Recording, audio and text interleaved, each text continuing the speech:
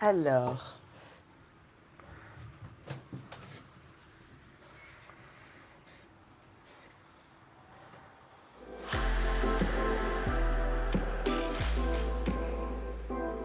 Je suis Johanna Tordjman. Je suis née à Créteil, en région parisienne.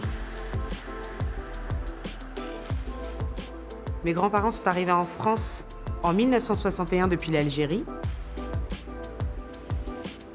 Et c'est eux qui m'inspirent énormément dans mon travail. C'est pour ça qu'aujourd'hui, je suis peintre et que je travaille à peu près partout.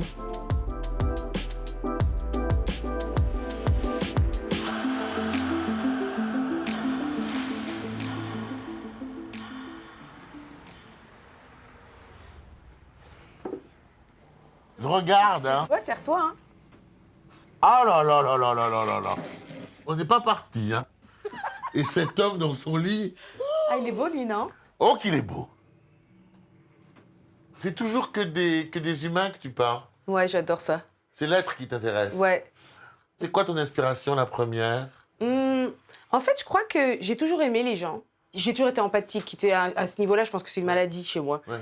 En fait, pour moi, le vrai message, c'est les gens, ils meurent quand on arrête d'en parler. Ouais. Tu vois? Et il y en a plein à qui on n'a jamais donné la parole aussi. Tu vois? Donc, ils vont mourir, on va moins en parler. Eux, ils n'auront jamais parlé. Et on connaîtra rien de leur histoire, de leur essence, en fait, au-delà de ça même. Et du coup, il y a cette volonté-là de rendre... Alors, c'est... De leur rendre hommage. Ouais, c'est pas En les reprendre la place de revoyant. Dieu en les rendant immortels, hein, mais en tout cas de créer un truc un peu plus... Enfin, de les garder avec nous le plus longtemps possible et que leurs histoires restent et se transmettent et se racontent et d'avoir vraiment, vraiment ça, quoi.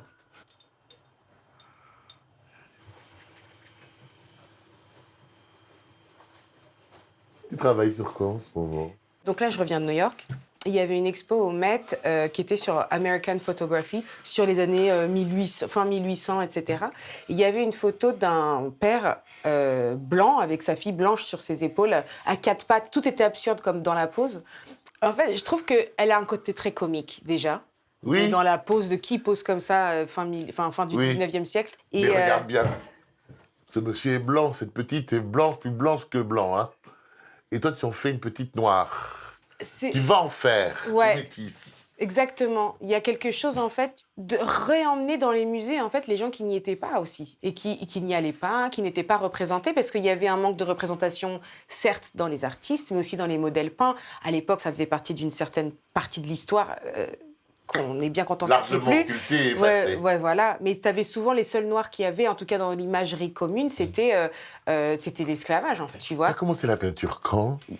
Il y a 10 ans maintenant. J'ai Ouais. commencé à l'acrylique et j'avais peur de l'huile parce que ça faisait adulte. Enfin, ça faisait des gens qui sont grande allés à personne. l'école. Ouais, tu vois. T'es une vraie autodidacte, en fait. Ouais, ouais. Et je sais pas si c'est bien comme je fais. Hein. On m'a pas dit. Enfin, tu vois, je fais et puis. Personne ne se plaît, même Non. pas le maître. Tu sais, c'est bizarre. Je me rappelle presque plus de moi avant que je sois une peintre. Enfin, avant que j'ai ce métier, cette. Ça, c'est la première fois qu'on me dit ça. C'est Ah ouais? C'est très joli. C'est parce qu'en fait, je Tu es suis née, tu es ouais. née. Tu as senti que tu es née à la peinture. C'est fou, hein? Tu te rappelles pas de toi, petite fille, en train de vouloir peindre? Non, rien du tout. Je suis plus une storyteller qu'une artiste. Enfin, quand j'ai commencé en tout cas. J'ai toujours raconté des histoires en premier et après, c'était quel support je choisis pour les raconter. Et la peinture, c'est invité. Mais tu racontes toujours des histoires. Toujours, ouais. C'est ce qui est resté depuis petite, par exemple. Mais l'art, la peinture, le médium de la peinture, c'est arrivé en essayant des trucs parce que j'avais besoin de raconter des choses.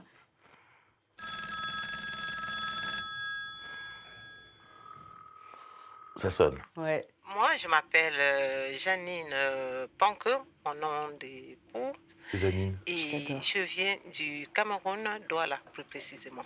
On avait un rêve. En principe, on allait souvent, beaucoup trop, s'asseoir à l'aéroport.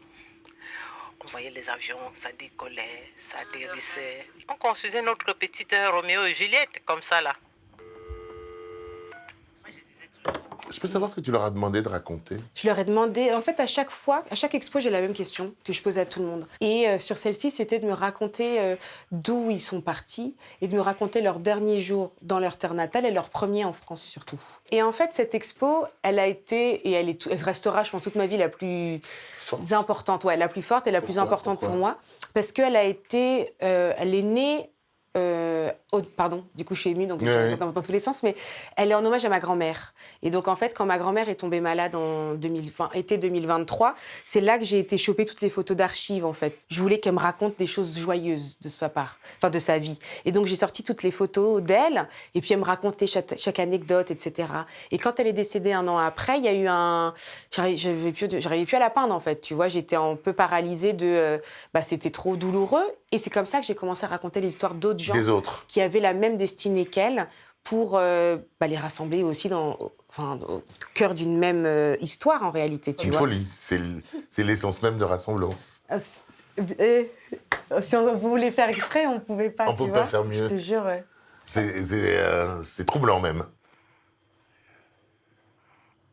J'emmagasine des photos d'archives au plus que je peux pour raconter des histoires d'inconnus aussi. Et finalement, ta principale source d'inspiration, c'est ça. Ouais, vraiment. Et ça, je suis née à New York, là où j'étais, donc c'était à Brooklyn, dans un endroit qui s'appelle Mother of Junk. Donc c'est vraiment genre l'endroit des poubelles. D'accord. Il y a des trucs Tout ça sont des gens qui ont existé, qui ont été jeunes, qui ont été belles. C'est fou, hein. T'as qui, eux? On les adore, non? Ils sont incroyables. Je les adore. Ce garçon blanc, ce garçon noir, hyper copain. Il y a un autre... Regarde la petite dame, là, on sait pas ce qu'elle fait, mais je l'adore. Ah, c'est son... Ah, elle a essayé... Oh, c'est mignon. J'avais pas vu. Quoi? Elle a commencé à écrire un mot et elle a pas fini sur genre « Dear Buck », entre parenthèses, « Grandpa ». Genre, elle allait écrire à son grand-père « Dear Grandpa » et elle a pas fini la lettre. Oh, la pauvre. Mais c'est mignon, ça me touche. Voyons. La pauvre. Tu as accroché au Met, ce qui, à ton âge, est absolument exceptionnel. Je pense que tu dois être une des plus jeunes à avoir été comme ça choisie pour être dans le musée le plus prestigieux du monde. Ouais. Ça doit faire bizarre. Très. Donc, tu as exposé quelle toile, quelle œuvre là-bas? Alors, je vais te les montrer si tu veux bien. D'accord. Tu sais, au Met, à chaque année, en fait, ils organisent le gala. Anna Wintour, le Vogue et, voilà. la direction du musée organise un gala. Cette année, le gala, c'était... Tailoring Black Style. Ça veut dire l'élégance noire. On va dire l'élégance noire. Moi, j'aime bien l'élégance noire. Et donc, ils ont sélectionné beaucoup de designers afrodescendants, pour la plupart, qui incarnaient vraiment ce côté-là de l'élégance afrodescendante. Et donc, moi, j'ai fait une collaboration avec une marque qui s'appelle Trois Paradis, et lui, il a eu plusieurs looks qui ont été sélectionnés dans cette exposition. J'ai peint tous les motifs de cette collection-là, dont des pièces que j'ai faites à la main, que je voulais vraiment incarner, en fait, tu vois, des humains, d'avoir quelque chose qui représente mon travail. Non, ça doit être avant encore. Ah, voilà. Oh, on est tombé rapide. Et en fait, c'est ces 2 pièces, moi, que j'ai. Extraordinaire. C'est dingue, hein? Et tu arrives curieusement dans la section héritage de ce musée prestigieux. Et tu es donc aux États-Unis, mais dans quelques jours, au Maroc. Ouais. Donc là, j'y vais tout le temps pour travailler justement au Maroc. Les hivers là-bas sont un peu plus proches de nos étés. Mes grands-parents, ils étaient d'Algérie du côté de ma mère et de Tunisie du côté de mon père. Ça, c'est déjà un événement. Ouais, mais je suis allée ni à l'un ni à l'autre. Tu vois, je suis allée dans aucun des pays. Et il y a ce rapport-là où au Maroc, c'est la première fois dans le monde entier où on me demande pas d'où je viens, mais si je suis d'ici. Et rien que ça, en fait, ça m'a fait avoir un sentiment d'appartenance énorme avec mon continent déjà. Tu vois, de dire... Mais qu'est-ce que tu réponds? Je dis comme tu veux. Ah, j'adore. Je dis presque. Je dis on est cousins. Enfin, tu vois, il y a un côté familial que j'adore et dont j'ai besoin, moi. Et tous les gens que je rencontre là-bas, ça y est, c'est... Je sais pas, c'est magique, quoi. La rencontre est facile. Ouais. Quelqu'un t'attend quelque part et c'est bien de le savoir. Ouais, exactement. Ça fait chaud, ça fait chaud. Je t'aime bien, toi. Toi aussi, je t'aime bien.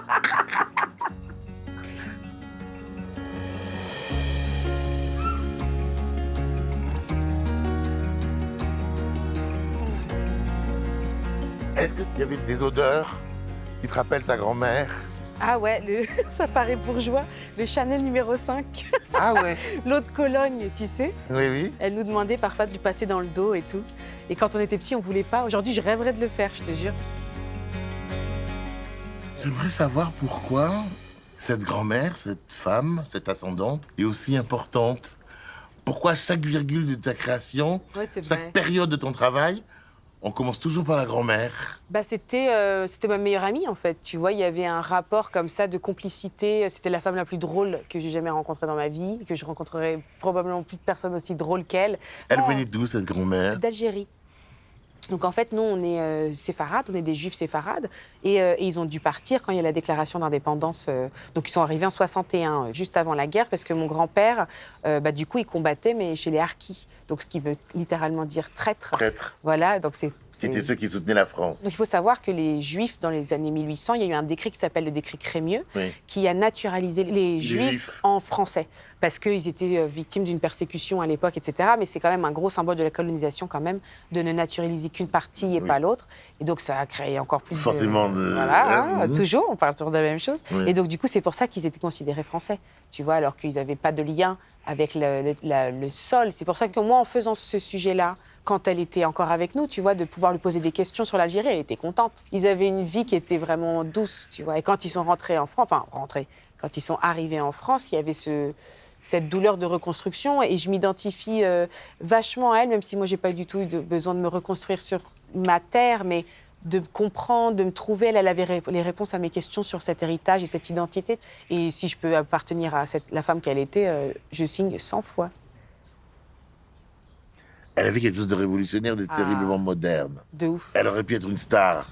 Franchement. C'est entre Dalida et Dina Lollobrigida. Tu vois ce que je veux dire? Ouais, complètement. Ces femmes qui ont fait leur vie seules, malgré tout. Ouais, c'est vrai. On avait mon grand-père, etc. Mais c'est vrai qu'il était un homme extraordinaire aussi, tu vois. Mais elle avait cette force de femme, des femmes du Sud, quoi, qui gèrent le foyer. Et puis, on avait les meilleures conversations, sur des sujets très modernes. Même ma vie, de choisir d'être artiste et de ne pas avoir un salaire normal tous les mois et tout. Elle était OK, hein. Tu vois, elle était là, genre, tant que t'es heureuse, ça va. Elle a su, avant de partir, ce que tu faisais. Ouais, elle s'est vue en peinture. Elle s'est vue vendue à des gens à Hong Kong. Et qu'est-ce qu'elle a dit la première fois qu'elle a su que son visage allait partir au Japon ou ailleurs? À Hong Kong, elle était là, elle fait comme ça, elle fait... C'est sa tête, avec ses petits yeux, toujours... Et trop drôle, quand je la prenais en photo, elle me demandait comment elle fait la Joconde, pour savoir comment mettre ses mains. Elle voulait pas On sait jamais. Si elle me demande de poser comme mais la comment elle fait la Joconde? Mais elle a pris plaisir, tu vois. Puis elle se confiait, c'était un bonheur. On a partagé un truc magique, tu vois.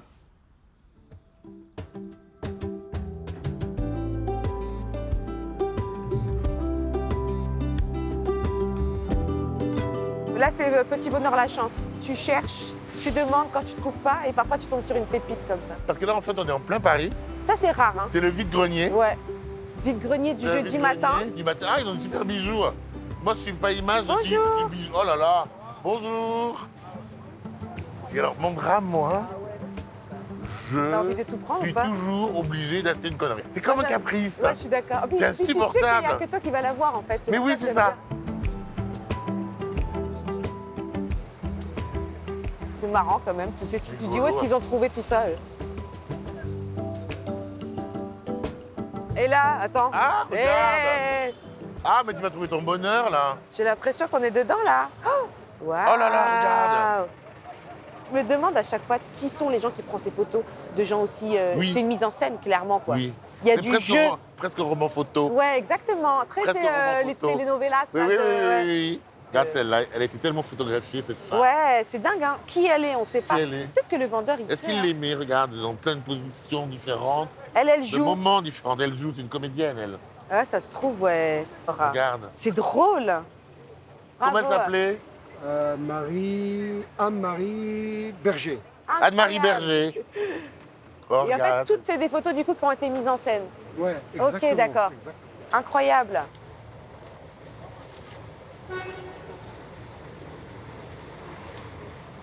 Ah, tu trouves des petits trucs, hein? J'adore. Ah, c'est sublime. Ah non, mais franchement, c'est trop bien. On a de la chance, dis donc, nous, là. Je pense que toi, tu me portes chance. Je vais te prendre tout le temps. Regarde-moi ça. Ce pouvoir Ah, wow. de séduction qu'a ce type. Regarde ces garçons et ces filles comme elles le regardent. J'avoue. Tiens, je vais t'embaucher, je te jure. Tu vas me choisir des trucs comme ça. Tu vas négocier des trucs avec les gens. Tu veux- Oui, ah oui, ah oui, ah oui.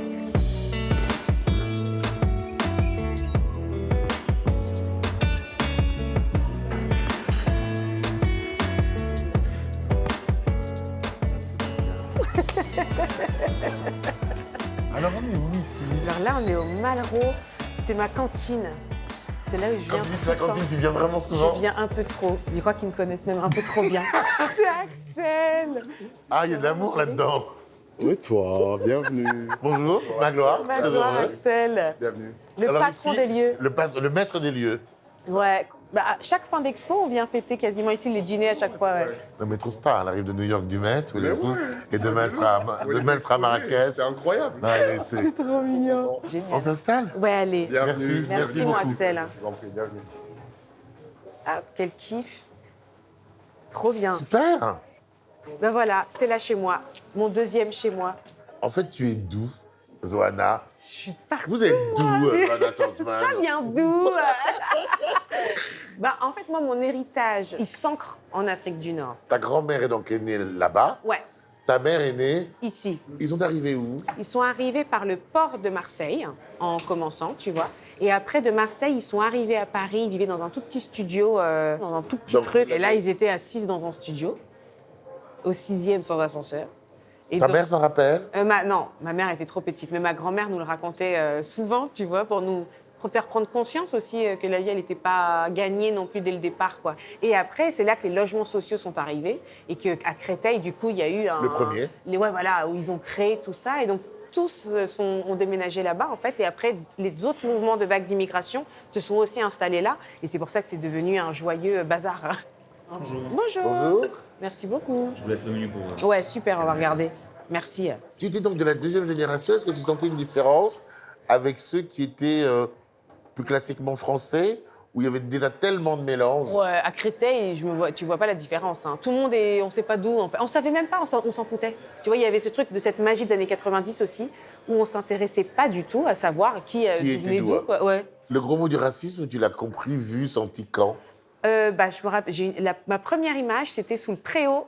Il y avait des copains à moi, c'était Ladj et je sais plus comment il s'appelait l'autre. On était vraiment petits et ils ont dit ça de juif à quelqu'un, mais ils ont dit mais pas Johanna, hein, toi on t'aime bien. Ça commence comme Mais ça. j'étais contente. Moi, Mais- je fais ah bon bah moi il m'aime bien alors. Mais ça a commencé par un sale juif. Ouais, mais c'était mais toi on t'aime T'avais bien. quel âge? Je sais pas, 7 ans. C'est la première fois que tu as vu une différence. Ouais, mais je l'ai même pas subi parce que c'était pas moi. Tu vois, enfin, quand t'es petit, tu t'en On se rends rend pas pas compte, compte, en c'est fait. sûr. Et après, en fait, vu que ma tête passe pour tout, j'ai subi le racisme de tout le monde. J'ai été. T'étais maghrébin d'un coup, j'étais la- métisse noire d'un autre coup. Exactement. Mais Et tu as invité des copains, des copines à la maison? alors, trop marrant. Oui, petit à Créteil, oui. Après, j'ai changé d'école. J'habitais encore à Créteil, mais j'allais à Saint-Maur, qui est un quartier un peu plus chic, tu vois. Beaucoup plus chic, Et oui. donc, je faisais le bus 1h30 pour aller, 1h30 pour rentrer. Pourquoi cette Parce volonté que ça de- devenait un peu craignos. Là, il y avait des cocktails Molotov et tout ça dans mon collège où j'étais. Donc, ma mère a dit non. Et mes amis de Saint-Maur n'avaient pas le droit de venir chez moi, à Créteil. Parce que c'était trop Parce que ghetto. c'était Créteil. Mais moi, je trouvais que c'était pas des ghettos. Hein. Moi, c'était insultant pour moi de me dire, bah, en fait, t'as pas le droit de venir chez moi. C'est bien chez moi, je vais que chez vous, etc. Donc il y avait un rapport un peu de différence à ce moment-là où nous, en fait, c'était pas une question de racisme de face, mais de classe. C'était du classisme, en fait. Nous, on était un peu plus pauvres. C'est le racisme de classe. Ouais, c'est ça. Donc du coup, on était jugés là-dessus plus. Pour moi, c'est une chance de venir d'un endroit plus bas de là où j'évolue aujourd'hui, parce que justement, j'ai les codes pour tout le monde. Et tu sais, j'avais fait une vente aux enchères pour le Paris Saint-Germain. Oui. Il y a une toile qui est partie à un montant très élevé par Kylian Mbappé. Oui. Et ça a été filmé, ma réaction a été filmée. Oui. Et j'arrêtais pas de dire « Putain, mais c'est un truc de ouf, wesh !» Et ça, c'est ma vraie vie. Tu vois, je parle comme ça. Et tout le monde était là. Donc j'avais posté sur TikTok. On te l'a reproché. Ouais, ah, elle a 40 ans. ok. Alors, déjà, j'ai pas 40 ans, on va redire. Mais Ouais. tout le monde disait « Ah, elle a 40 ans, elle dit wesh. Bon, tout le monde m'a Ça t'a fait souffrir, ça. ça m'a fait rire. J'étais là, je fais, bah alors, oui, c'est pas très élégant. Quand j'ai envoyé la vidéo à ma mère, j'ai dit, pardon, je dis wesh. C'est vrai que dans ma vraie vie, je parle en verlan. Et après, il y a des moments où je parle très bien, mais je sais faire les deux. Et ça m'amuse de jouer aussi sur ce truc-là. Franchement, c'est un kiff. Hein. Tu dis rien, Ah, magnifique. Petit peu en zatar libanais. Merci. Merci beaucoup. Quel kiff. Merci beaucoup. Mais alors là, dis-moi, Alors là, on est, genre, du coup, j'ai pris un truc de chaque pays du bassin méditerranéen. Là, on a la shakshuka, c'est vraiment genre Afrique du Nord. Je te sers? ah oui, avec plaisir. Ça, c'est le plat tradi facile que ta mère a fait quand il n'y a rien de spécial dans le four. Dans le frigo, je veux dire. Ah bon? Ouais, c'est genre des poivrons, de la tomate, un œuf et quand tu as de la chance, de la merguez. D'accord. Là, tu as eu de la chance qu'il y a tout. Super. Ensuite. Je te remets tout. Regarde, on a une nouvelle surprise là. Bonjour. Comme ça me fait plaisir de vous rencontrer en fait. Ravi, très heureux, moi aussi. Ça vous embête pas si on mange? Ah Ah bah non, Allez, avec venez, nous, asseyez-vous. je mange avec vous en Ah, bah, plus. évidemment. Asseyez-vous. Non, mais vous asseyez à côté de moi? Allez, asseyez-vous à côté de moi. Alors, chaque city, Chaque chou. avec un boulet de merguez. La polpette, ça c'est un peu de chez toi, c'est d'Italie. Un peu. Vous êtes d'où? Un peu italien. Elle est moitié italienne et Un malgache quart. chinoise. D'où en Ah, un Italie? quart, pardon. C'est mon père, c'est sa famille, c'est vers Naples. Et malgache, Madagascar. Ma mère, moitié malgache, moitié chinoise. Ça fait un joli mélange. Hein. Vous voyez comme elle est fraîche. Ensuite, Ensuite, fricassé Tunisie. formidable. Petit fricassé. Allez. Et là, on est sur du pain aux za'atar, pain pita pour sauver. Formidable. Alors, vous connaissez depuis combien de temps? Bah, pas tant. Pas tant. 1 an et... Non, 2 ans maintenant. 8 ans, bien on dit. Et un jour, on se trouve à un événement et on est là, genre, mais on s'aime trop en fait. Et du coup, on a déjeuné ensemble. Et alors là, On a mangé des fruits. on adore les fruits, il faut savoir. Ok. On adore les fruits et les frites. D'accord. Bon, pourquoi pas? Pourquoi pas? Merci. Et coup de cœur amical. Très vite, on s'est appelés tous les jours comme des copines. Comme des qui se connaissent copines depuis du toujours. On s'appelle les Jacqueline. Ouais. Est-ce On est que- des vieilles personnes. est-ce que le fait que vous soyez d'ici et d'ailleurs a pu vous rapprocher dans votre amitié? Sûrement. Moi, je pense. hein. Oui, oui, ça joue culturellement. Mais moi, je me rends compte que quand même, autour de moi, j'ai quand même que des gens qui ont des origines un Ouais. peu d'ailleurs. D'ailleurs. Ouais. C'est vrai, hein. Mes meilleurs amis, en tout cas. Ouais, Et est-ce que vous êtes raconté vos origines l'une et l'autre? Oui, Ouais, bah oui, parce que, naturellement. tu sais, je vais te raconter même, parce que la dernière expo que j'ai faite, il y a sa maman dedans. Ah, d'accord, ok. Il y a sa maman, D'accord, ok. il y a sa fille. On est D'accord. vraiment sur une affaire de famille, quoi. Et quel regard vous avez sur son travail? Bah, Alors c'est la best, déjà. Non, mais j'adore son travail parce que, en fait, ce que j'aime beaucoup dans le travail de Johanna, c'est qu'il y a un côté. Le message est accessible et ça, j'aime beaucoup. C'est pas alambiqué. Et j'aime bien ton côté droit au but et en même temps, ça nous ouvre vers quelque chose. Ça me fait rire. En fait, c'est un entre-deux qui est Parce que parfait. quand on met le nez dans Voilà. une de ces toiles, on a l'impression qu'elle nous raconte, c'est un roman. C'est une histoire, voilà. Un peu, tu vois, genre, j'adore Sophie Calme. Et moi, je trouve Oui. qu'il y a un peu de Sophie Calme dans ta manière de raconter les choses. Oui, dans la Simple, démarche. Dans la une démarche. démarche très accessible qui parle à beaucoup de gens et c'est important, je trouve, en ce moment dans l'art contemporain.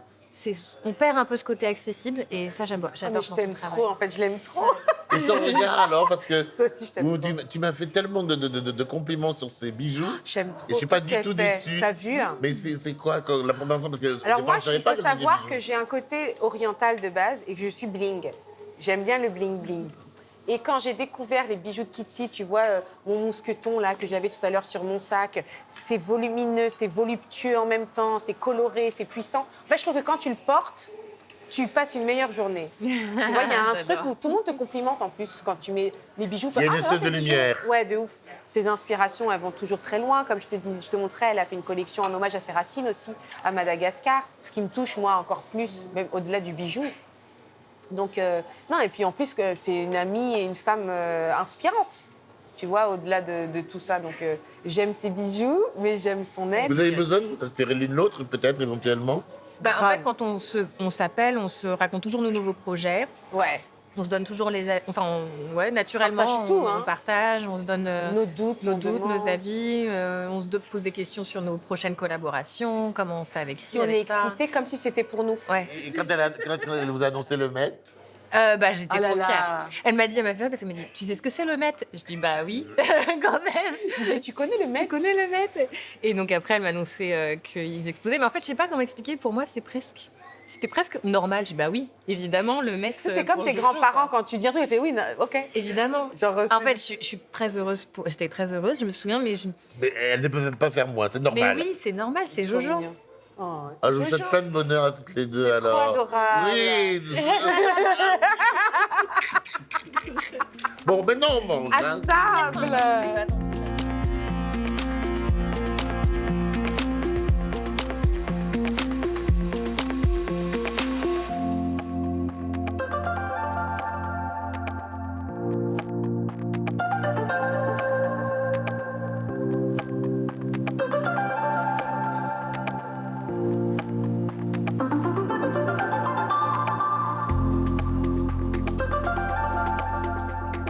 voir le monde avec les yeux des autres. Merci infiniment pour ce moment de partage et d'amour. Prenez soin de vous avec tendresse, Johanna Torgman.